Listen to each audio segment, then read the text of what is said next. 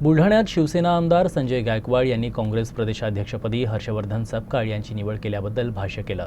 काँग्रेसने प्रदेशाध्यक्षपदी योग्य व्यक्तीची निवड केली असल्याचं त्यांनी म्हटलंय। हर्षवर्धन सपकाळ काँग्रेसचे प्रदेश झाले मला माहीत पडलं आणि गांधी परिवारावर निष्ठा असणारे हर्षवर्धन आहेत आणि सुरुवातीपासूनच काँग्रेस पक्ष त्यांच्या रक्तामध्ये भिनलेला आहे। त्याच्यामुळे योग्य माणसाची निवड झाली असं माझं मत आहे।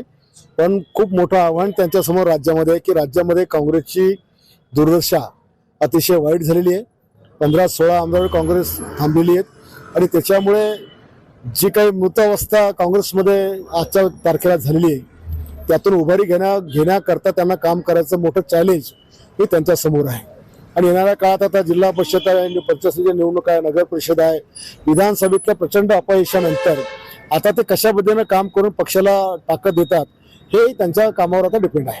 हर्षवर्धन सपकाळ यांनी असं म्हटलंय की राज्यामध्ये आणि देशामध्ये सध्या जाती धर्माच्या नावावर नंगा नाच सुरू आहे, तो रोखण्याचं हे पहिलं आमचं काम आहे।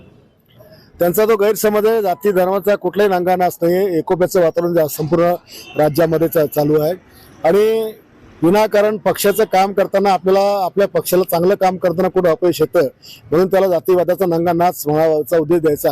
शेवटी हिंदू धर्म हा देशामध्ये 80-90% हिंदू धर्म आहे आणि हिंदू धर्माची परंपरा आहे।